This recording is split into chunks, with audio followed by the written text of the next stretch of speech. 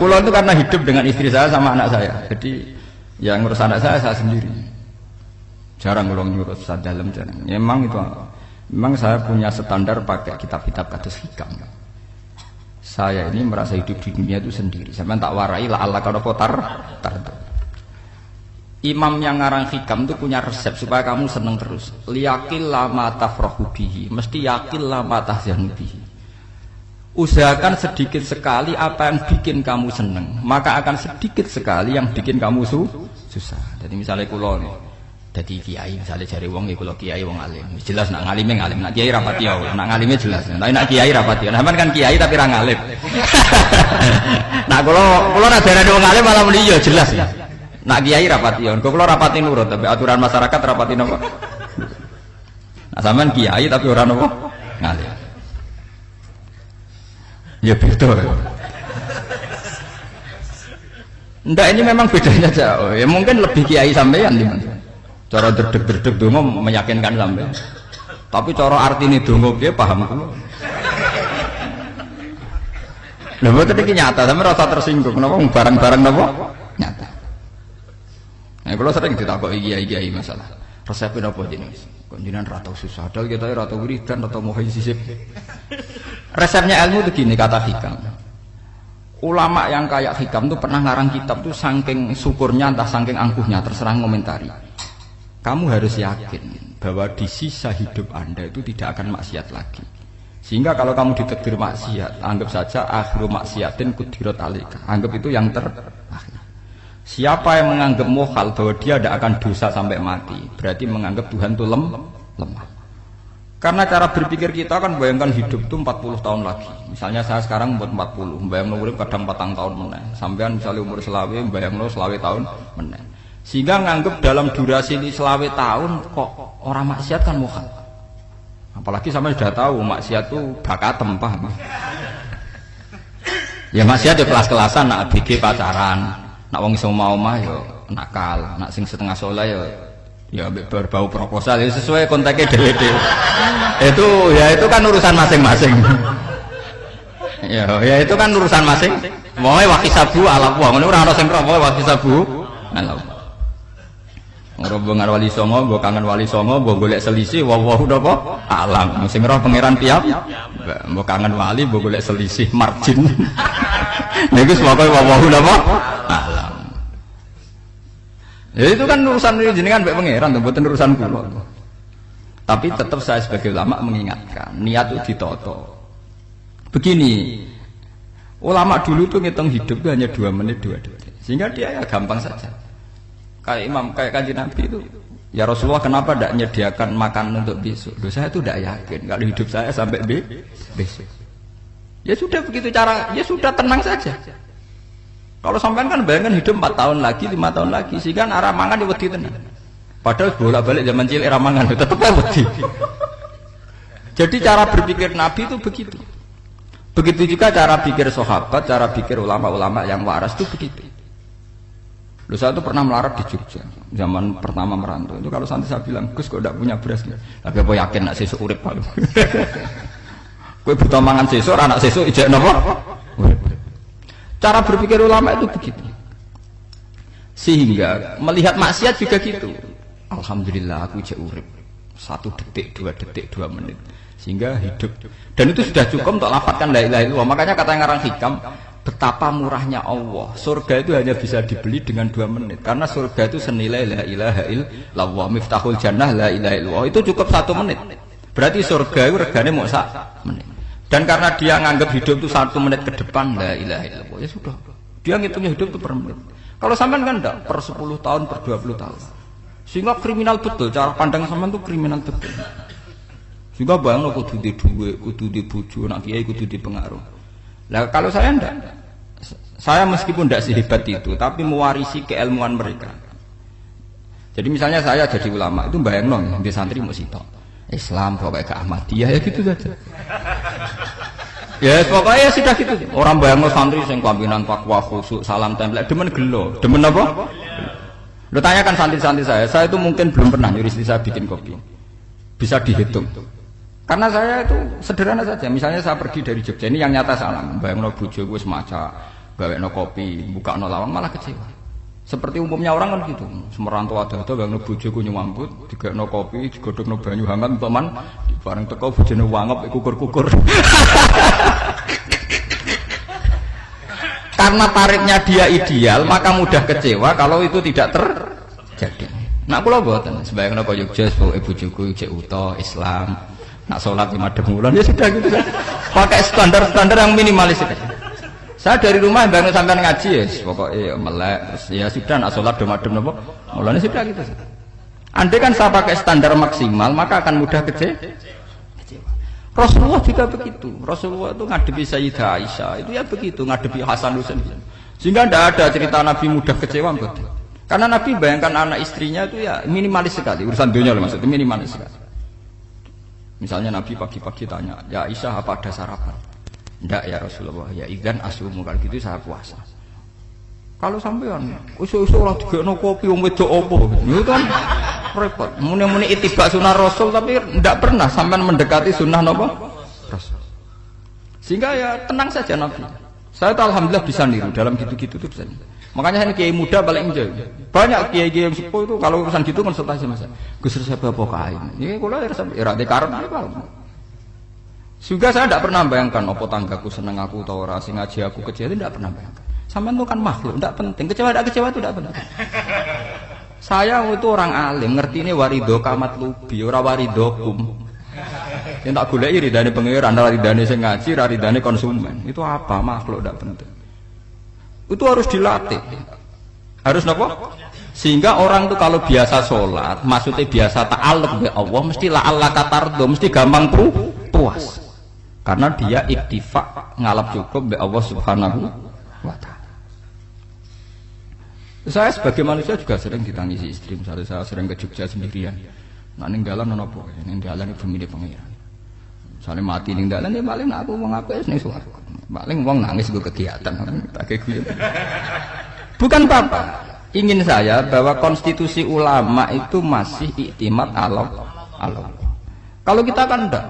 Cara berpikir kita ngaji itu ideal sing ono podium, sing ngaji lambinan takwa kabeh, ketunan kaji kabeh, ndiluk kabeh. Kita kan pakai standar-standar yang dengan asumsi kita. Padahal Nabi dulu zaman sugeng al iman hahuna wa yusiru ila qalbihi sadrihi salah satu iman itu urusan hati. Komitmen sampean be Allah Subhanahu wa taala. Nah ini resepnya. Makanya kata hikam liyaqillah ma tafrahu bihi, mesti yakinlah ma tahzanu bihi. Sedikitlah kamu gembira dengan satu hal, nanti akan sedikit kamu yang kecewa. Artinya misalnya kados kula sebagai ulama seneng kula nu kok ijek iman, ya kayak wong awam. Ya sudah gitu. Jadi misalnya suatu saat kula jatuh, yang ngaji saya gak semeneng dadi kupeding. Wong sing seneng kula bubar kabeh. Kula ya ora susah, miskola darah bener. Gus saiki jenengan ora sing seneng. Ya tenang saja. Sing ora seneng ya makhluk-makhluk ora jelas. Dan status mereka tetap la yadurru wa la yang ini harus dilatih. Sehingga Nabi itu ya meskipun beliau itu perang, sahabatnya meninggal ya tenang saja. Nabi cara berpikir yang meninggal mereka mati syahid, yang masih hidup dianggap berpotensi melakukan kebaikan. Sama tak warai resep-resep dari Rasulullah Shallallahu Alaihi Wasallam. Saya ini sebetulnya memaksa menjelaskan ini maksa karena saya inginnya jadi ulama yang kayak umumnya orang. Tidak ideal lama, tapi kan saya ditegur ilmunya itu ideal, jadi terpaksa saya jelaskan. Tapi kalau perilaku saya tidak akan ideal. Soalnya ngawur, saatnya mari Ghafuri pengiran nganggur bolak-balik cerita. Ada seorang wali, karena dia wali itu doa di multazam, ya Allah saya ini minta satu hal. Karena dia wali maka tidak minta uang, tidak minta jabatan, minta engkau takdir saya tidak pernah maksiat. Itu kan bagus sekali, minta doa ditakdir gak maksiat kan ada. Dari pengiran malah Syafi'i. Fa'ena adau kufran. Karena tahu maksiat malah sifat ghafurku tak ada kok endi. Gamane pangeran kan sifat ghafurku rak nganggur. Malahnya tidak ada orang selain Nabi kecuali ditakdir tahu maksiat. Dan sifat ghafure pangeran efektif. Paham napa? Lah sampean kan ghafure mbok nggo kabeh. Dadi karek sajidul iqab. Karena maksiate sampean wis sering. Jadi sifat ghafure wis berlaku aktif. Saya karek nunggu sifat sajidul iqab. Paham ya tadi? Itu beda dengan wali-wali. Sifat sajidul iqab mau aktif mereka tidak punya Malah pangeran bingung gak kok sifat ghafure. Apa ada kok ghafur atau dosa. Didakoki sajid dulu kok gak tahu maksiat. Jadi pangeran malah sing bingung. Nak kowe ora tau maksiat ghafur kok tak dakoki. Kok ora tau maksiat wong iku ora tau apa? Didakoki sajid dulu kok gak mungkin ora tau maksiat. Lah pangeran ape dakok ghafur kan syaratnya dosa sik. Sampeyan kan walian. Ghafure wis dientekno. Keseringan kepake, paham ya? Karek nopo? Karek sajid dulu. Ya itu memang standar Tuhan. Semua Quran itu kalau nyeritakan gitu. Nabi ibadi anni anal ghafurur rahim. Kawulaku ceritani aku ghafurur rahim. Tapi yo ceritani wa anna adzabi wal adzabul alim. Jadi Nabi ibadi anni anal ghafurur rahim wa anna adzabi wal adzabul alim.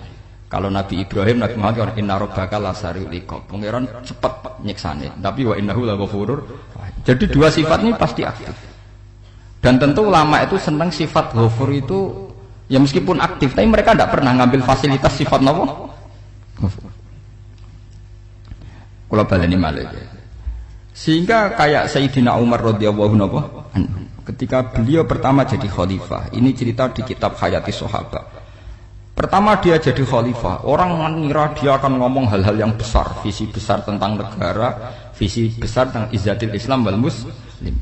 Tapi ketika Umar pertama pidato begini, ayuhal muslimun ayuhan nas, ana, dari kata Sayyidina Umar, ana gulamun min bani Mahsub, akulu min kholati.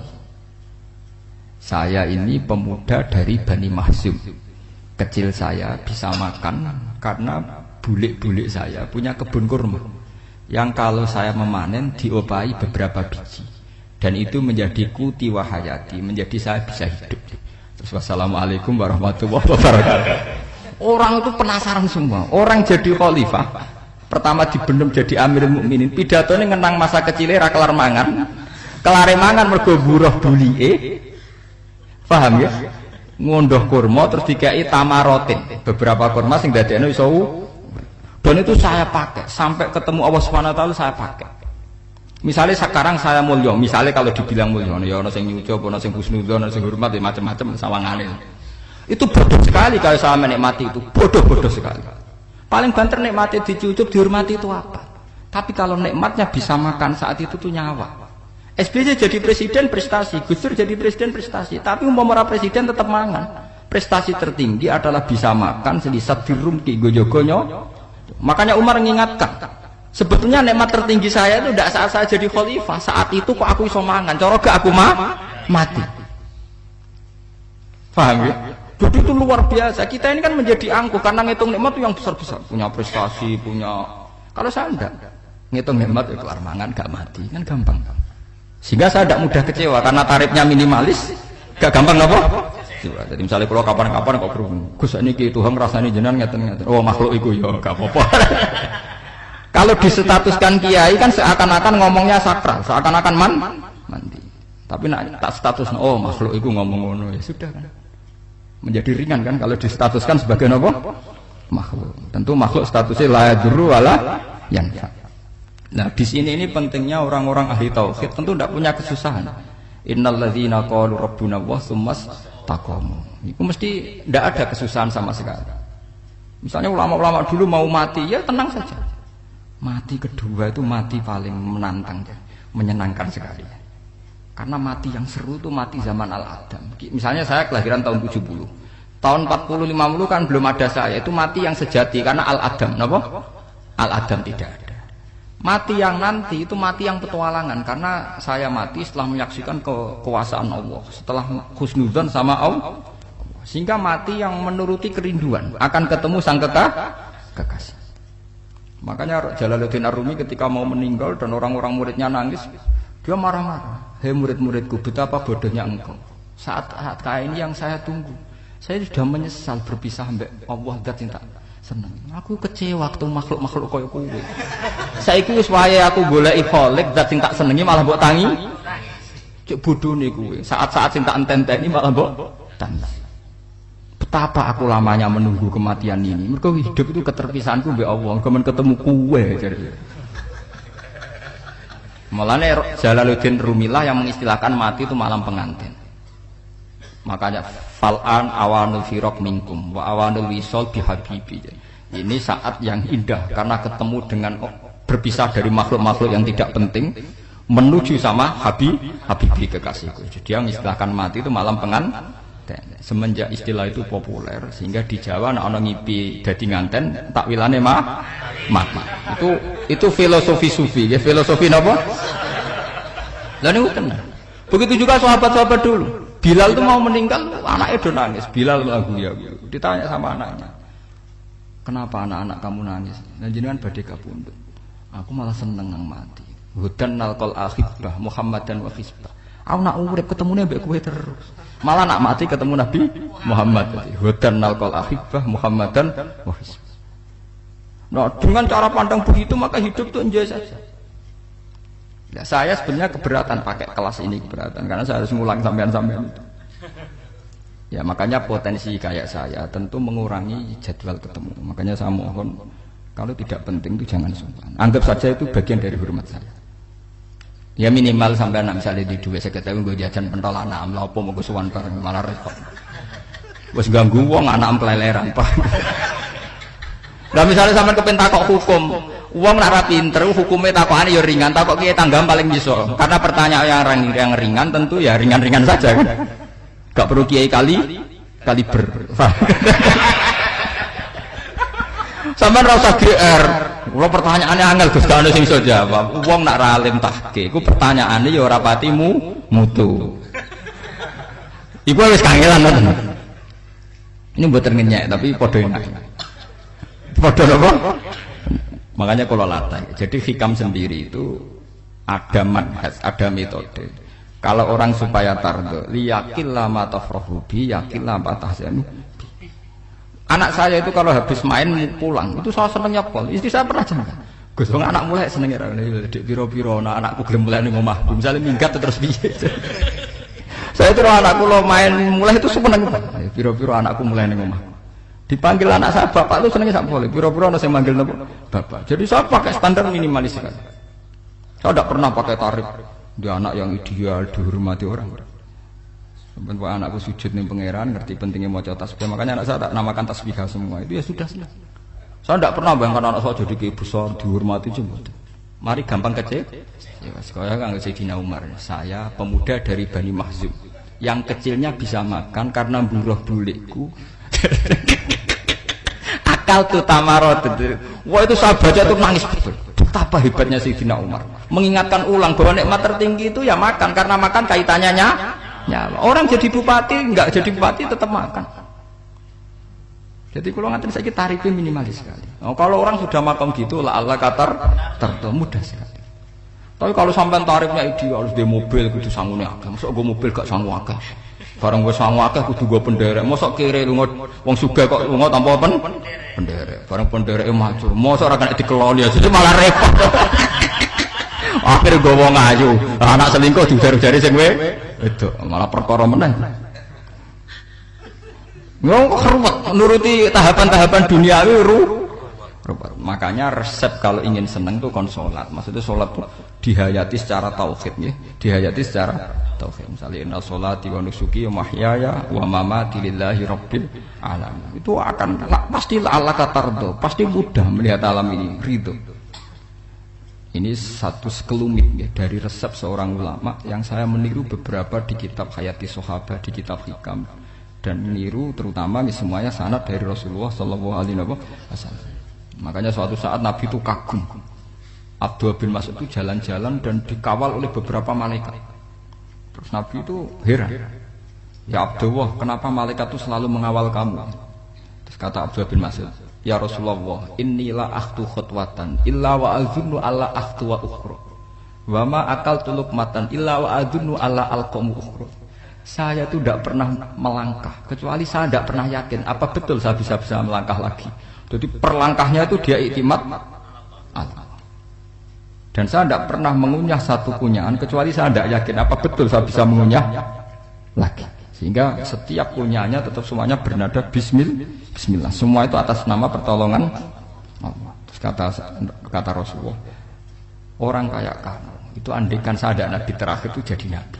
Jadi kemana? Makanya dulu Nabi itu sering ngendikan, adekan orang-orang kayak gitu itu ada nubuah, tentu mereka punya derajat napa? Nubuah. Jadi tidak jadi Nabi tapi punya derajat napa? Nubuah. Lah orang yang cara berpikir gitu tentu tidak khawatir apa yang hilang dari dirinya karena dia berkontrak dengan Tuhan hanya per menit per detik. Mulane hikam punya resep al-mu'min yusiru sana Allah min ayakuna li nafsi dzakiran. Seorang mukmin yang sejati tentu kontraknya dengan Allah Subhanahu wa taala dan dia tidak pernah ingat dirinya sendiri. Kayak sampean pas umat tapiil, Allahu Akbar, Allah Maha Besar, subhanak. Selalu ana wong ngrasani ora lali, termasuk lali utange barang niku. Tapi yang jelas kan menjadi enjoy dengan dirinya sendiri. Paham ya? Menjadi enjoy dengan dirinya karena dia tidak sering punya kontrak dengan makhluk. Nah ini maksudnya Allah kan apa? Janganlah ala katarta kamu pandang, apa nak sholat terus kabul kajati, apa nak sholat terus untuk duit ya bernama bermun. Karena cara berpikir iso aja nak duit ya. Dan ini resep ya, dan resep ini dari ulama-ulama yang istinad ila Rasulullah Shallallahu Alaihi Wasallam. Karena kalau Nabi itu memang cara pandang begitu. Aisyah itu pernah ditanya, ya Aisyah, saya ini ingin makan, apa daging yang dari sahabat ini masih? Wah ya Rasulullah sudah habis karena tak kasihkan tetangga. Itu Nabi tidak marah-marah malah bilang, kamu benar Aisyah, kamu keliru, yang kamu kasihkan tuh yang masih. Kau nak daging dipangan dewe kadang nuruti nafsu, nak dikekno wong sedekah nuruti perintah pengen. Jare Kanjeng Nabi, beneran Aisyah, dagingnya mijek. Mongko ana tiyang kok malah ijek, sing mbok sedekah malah sing ijek. Cara berpikir Nabi itu begitu. Tapi tahu-tahu disederhanakan sunnah Nabi serbanan. Lah itu kan ya memang itu bagian dari sunnah Nabi, tapi sunnah seharga 10.000. Paham ya? Ini monggo mawon sampean sunnah Nabi serbanan gitu, tapi itu sunnah yang bisa dibeli dengan murah. Hakikatnya sunnah Nabi itu rata-rata bentuknya perilaku. Napa? Zaman delok dawuh Aisyah tengene tiba berjanji.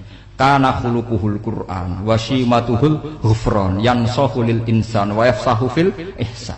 Wa ya'fu 'anil dzambi idza kana fi haqqihi wa sababi. Kana khuluquhul Qur'an, Nabi ku akhlak dasare wis kaya Quran plek. Urusane akhlak. Wa shimatuhul ghufran, ciri utama sifatnya Nabi gampang nyepuro. Yansahu lil insan. Dan Nabi punya niat baik pada seluruh manusia. Wa yafsahu fil ihsan, sering melakukan ihsan. Lah nek sunah Nabi ngoten kan luwih sering kula Quran ya wis apal mulang. Wasimatu ghufran kula gampang nyepuro, sampean ngaji angop ya ora tau tak amuk. Yan saqulil insan kula bedina nasihati tiyang wong mulang. Wayah sahu fil ihsan tak gawe gampang. Kula mulang ya ora tau gawe tarik. Itu sakmene kudu podium, kudu wong dilo ya ora.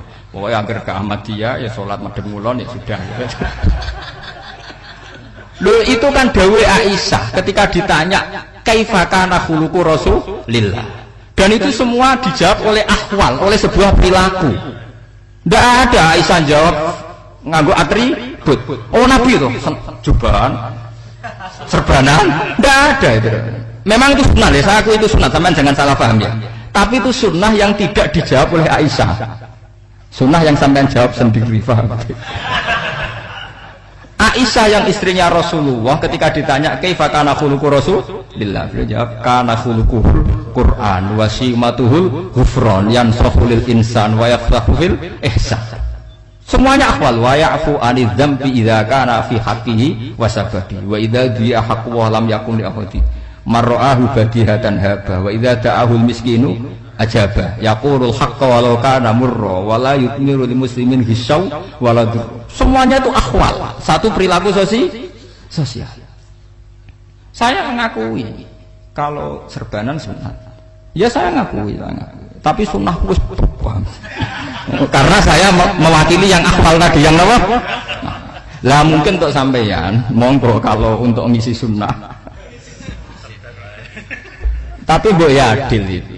Ini bukan kritik buatan yang meyakini serban sunat kan sudah banyak dan itu bagus. Tapi cobalah juga meyakini ahwalu Rasulillah. Makanya mansana sunnatan itu rata-rata ulama maknani siapa yang ikut sunnahnya Nabi. Rata-rata ulama nafsir ahwalu Rasulillah wa af'alu. Perilaku sosial Rasulullah. Makanya terusannya wa idza da'ahul miskinu ajabah. Kalau dipanggil orang miskin ya datang.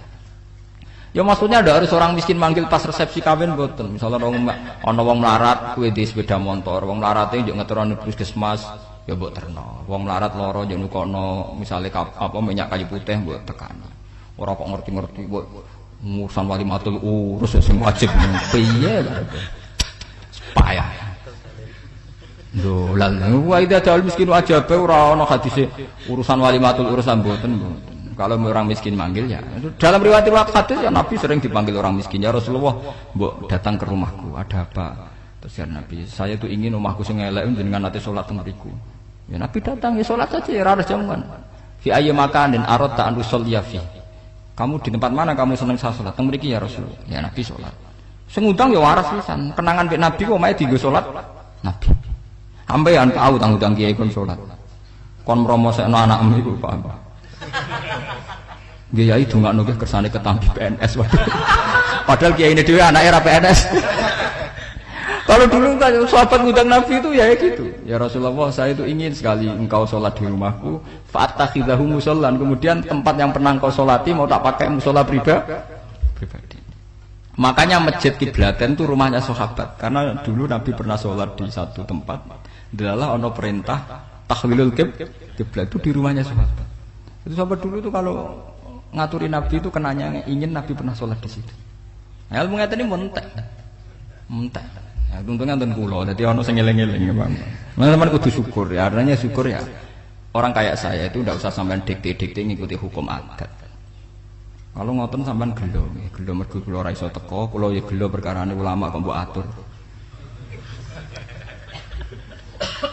Makanya saya sering guyon cerita saya itu kalau di pasar Pandangan dulu itu anyaran boyong sering di pasar ditanya sama Gus wong alim kok ning pasar piye aneh to ya aneh kuwi aneh piye bodohnya wong alim kadang masyarakat itu tidak sadar keanehan dirinya sendiri mereka enak saja merasa kalau orang alim ke pasar itu aneh mereka tidak sadar orang bodohnya wong alim ya aneh enak saja mereka mikir sepi paham ini supaya sampean Allah kan apa tar.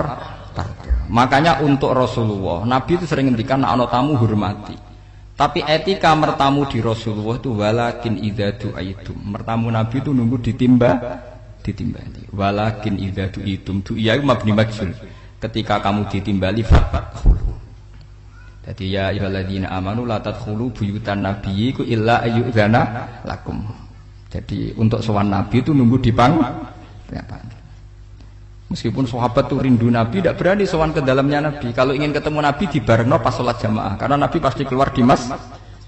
Andai kan Nabi nerima tamu di rumah, ya ora sida dadi Nabi. Amen nampa tamu. Makanya la tadkhulu buyutan nabiyyi ku illa ayyudzana lakum, kecuali kamu dapat izin. Nunggu dipanggil. Wa idza du'itum kalau dipanggil lagi fadkhulu. Ya sudah begitu.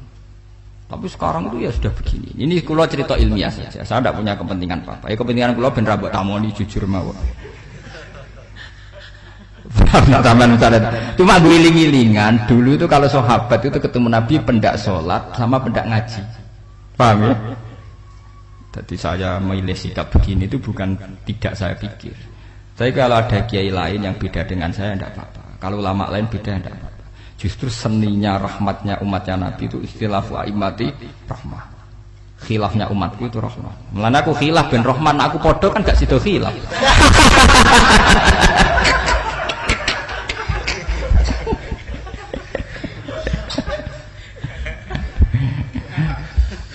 Dasar debat khilaf. Jadi sepertinya jelas ya ayyuhalladzina amanu la tadkhulu buyutan nabi la yudzana lakum la ta'amin ghairu nazirina inna walakin idza du'itum. Kalau kamu